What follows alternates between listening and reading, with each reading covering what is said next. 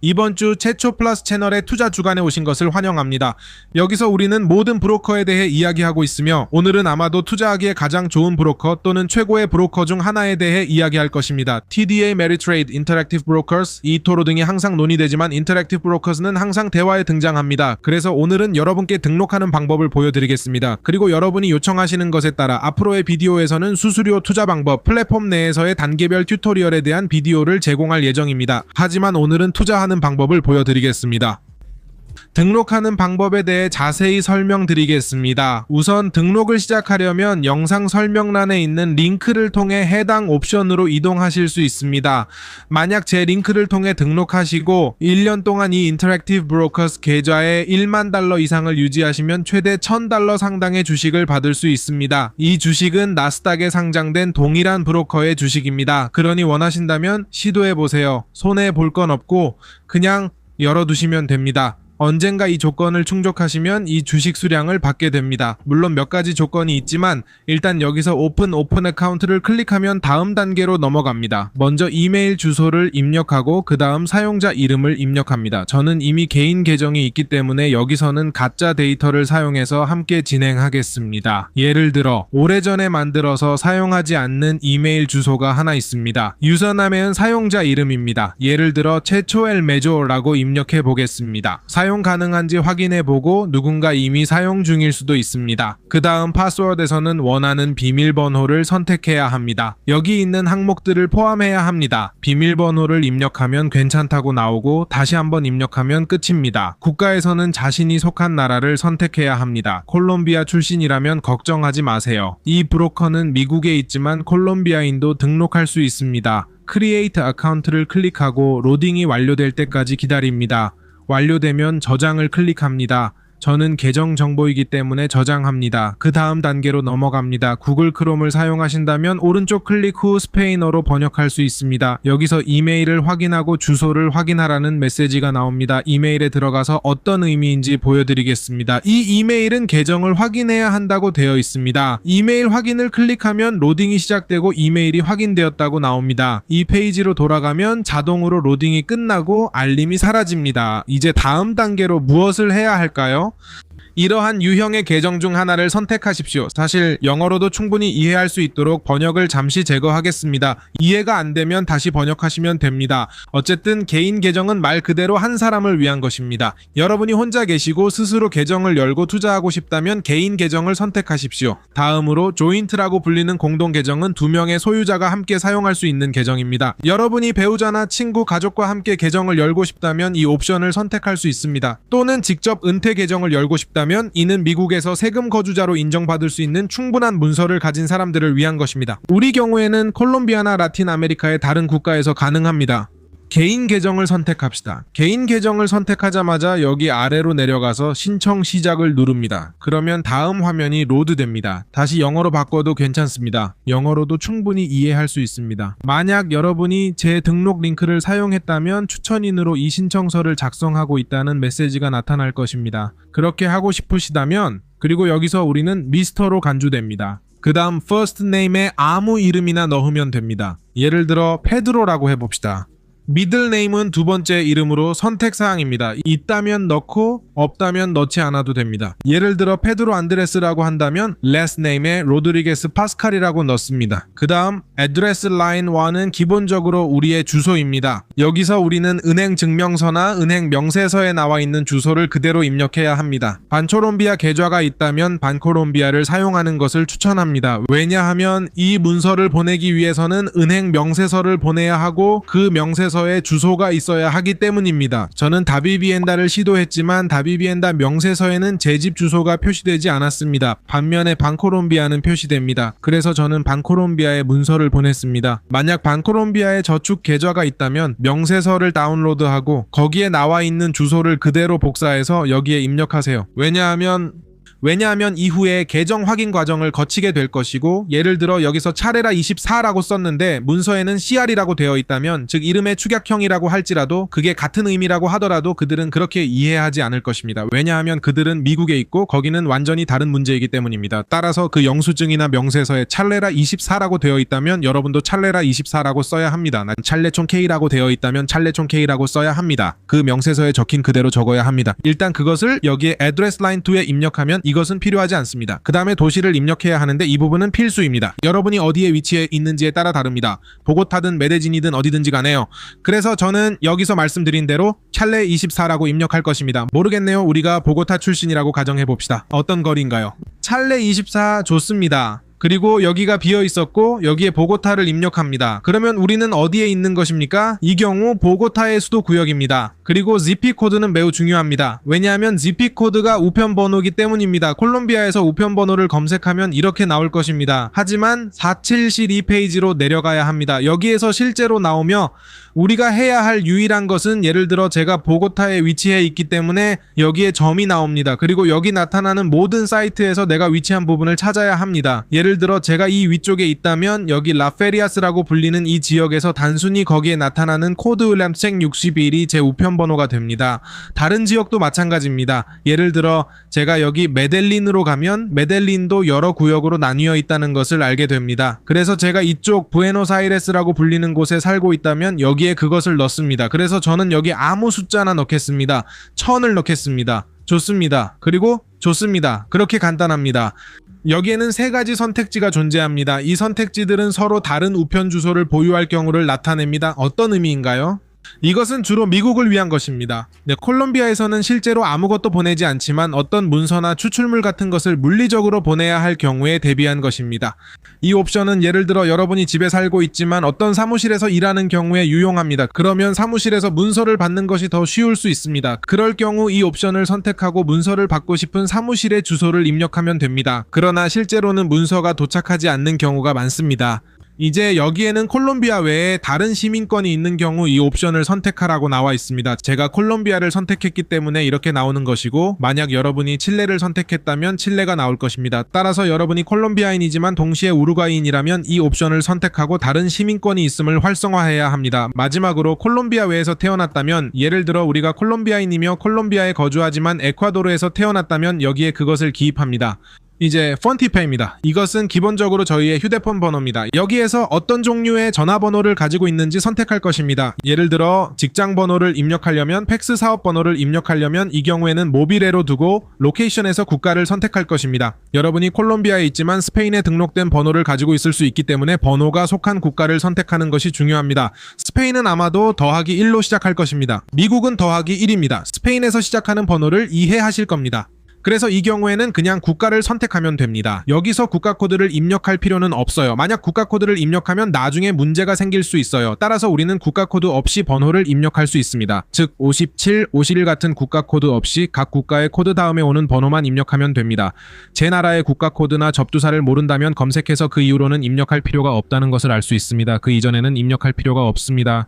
여기 일반적으로 번호는 이런 형태입니다. 임의의 번호를 넣었지만 반드시 우리 번호를 넣어야 합니다. 그곳에서 계정을 확인할 것이기 때문입니다. 이 점을 꼭 유념하세요.